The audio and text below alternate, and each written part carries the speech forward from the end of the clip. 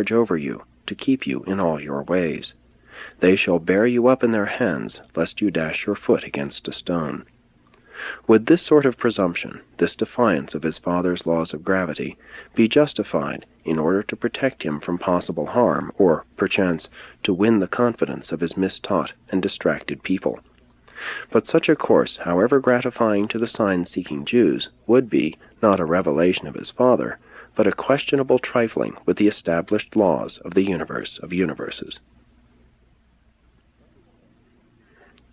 Understanding all of this, and knowing that the Master refused to work in defiance of his established laws of nature insofar as his personal conduct was concerned, you know of a certainty that he never walked on the water, nor did anything else which was an outrage to his material order of administering the world.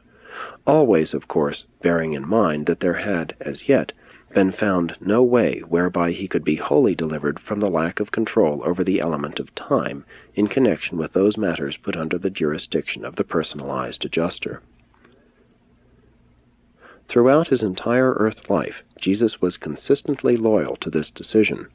No matter whether the Pharisees taunted him for a sign, or the watchers at Calvary dared him to come down from the cross, he steadfastly adhered to the decision of this hour on the hillside. 8. The fourth decision. The next great problem with which this God-man wrestled, and which he presently decided in accordance with the will of the Father in heaven, concerned the question as to whether or not any of his superhuman powers should be employed for the purpose of attracting the attention and winning the adherence of his fellow men. Should he in any manner lend his universe powers to the gratification of the Jewish hankering for the spectacular and the marvelous? He decided that he should not. He settled upon a policy of procedure which eliminated all such practices as the method of bringing his mission to the notice of men, and he consistently lived up to this great decision. Even when he permitted the manifestation of numerous time-shortening ministrations of mercy, he almost invariably admonished the recipients of his healing ministry to tell no man about the benefits they had received. And always did he refuse the taunting challenge of his enemies to show us a sign, in proof and demonstration of his divinity. Jesus very wisely foresaw that the working of miracles and the execution of wonders would call forth only outward allegiance by overawing the material mind. Such performances would not reveal God nor save men. He refused to become a mere wonder-worker. He resolved to become occupied with but a single task, the establishment of the kingdom of heaven.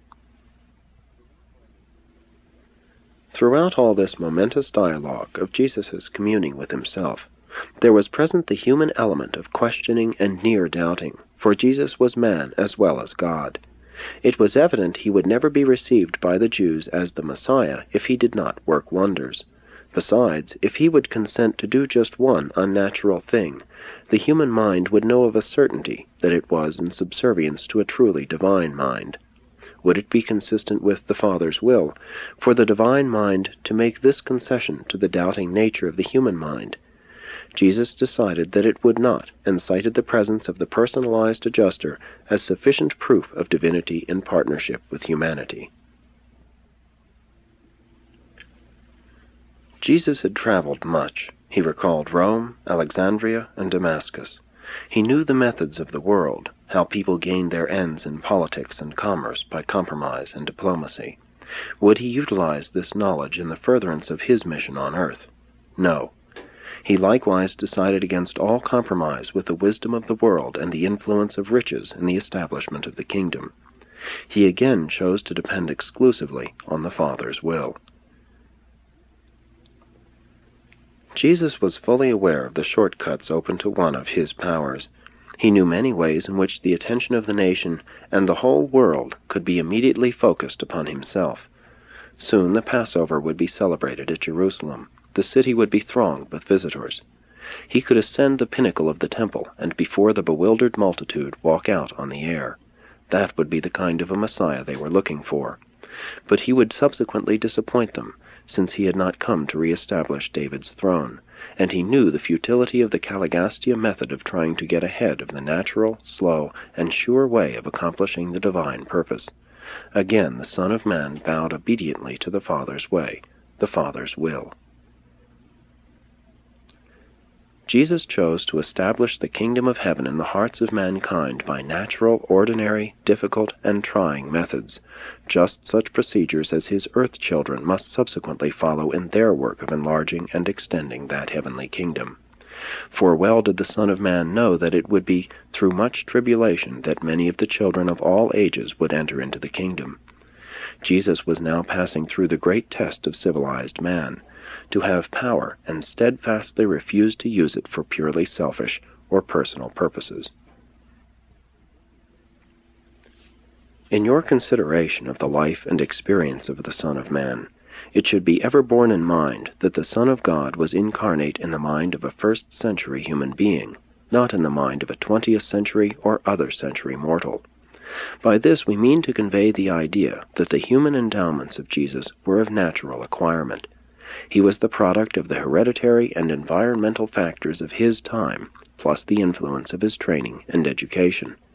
His humanity was genuine, natural, wholly derived from the antecedents of, and fostered by, the actual intellectual status and social and economic conditions of that day and generation. While in the experience of this God-man there was always the possibility that the divine mind would transcend the human intellect, nonetheless, when and as his human mind functioned, it did perform as would a true mortal mind under the conditions of the human environment of that day. Jesus portrayed to all the worlds of his vast universe the folly of creating artificial situations for the purpose of exhibiting arbitrary authority or of indulging exceptional power for the purpose of enhancing moral values or accelerating spiritual progress. Jesus decided that he would not lend his mission on earth to a repetition of the disappointment of the reign of the Maccabees. He refused to prostitute his divine attributes for the purpose of acquiring unearned popularity or for gaining political prestige. He would not countenance the transmutation of divine and creative energy into national power or international prestige. Jesus of Nazareth refused to compromise with evil, much less to consort with sin. The Master triumphantly put loyalty to his Father's will above every other earthly and temporal consideration. 9. The fifth decision. Having settled such questions of policy as pertain to his individual relations to natural law and spiritual power, he turned his attention to the choice of methods to be employed in the proclamation and establishment of the kingdom of God. John had already begun this work. How might he continue the message? How should he take over John's mission? How should he organize his followers for effective effort and intelligent cooperation? Jesus was now reaching the final decision which would forbid that he further regard himself as the Jewish Messiah, at least as the Messiah was popularly conceived in that day. The Jews envisaged a deliverer who would come in miraculous power to cast down Israel's enemies and establish the Jews as world rulers, free from want and oppression. Jesus knew that this hope would never be realized. He knew that the kingdom of heaven had to do with the overthrow of evil in the hearts of men, and that it was purely a matter of spiritual concern. He thought out the advisability of inaugurating the spiritual kingdom with a brilliant and dazzling display of power, and such a course would have been permissible and wholly within the jurisdiction of Michael, but he fully decided against such a plan. He would not compromise with the revolutionary techniques of Caligastia. He had won the world in potential by submission to the Father's will, and he proposed to finish his work as he had begun it, and as the Son of Man. You can hardly imagine what would have happened on Urantia had this God-man, now in potential possession of all power in heaven and on earth, once decided to unfurl the banner of sovereignty, to marshal his wonder-working battalions in militant array. But he would not compromise. He would not serve evil that the worship of God might presumably be derived therefrom. He would abide by the Father's will. He would proclaim to an onlooking universe, "You shall worship the Lord your God, and him only shall you serve." As the days passed, with ever-increasing clearness, Jesus perceived what kind of a truth-revealer he was to become. He discerned that God's way was not going to be the easy way. He began to realize that the cup of the remainder of his human experience might possibly be bitter, but he decided to drink it.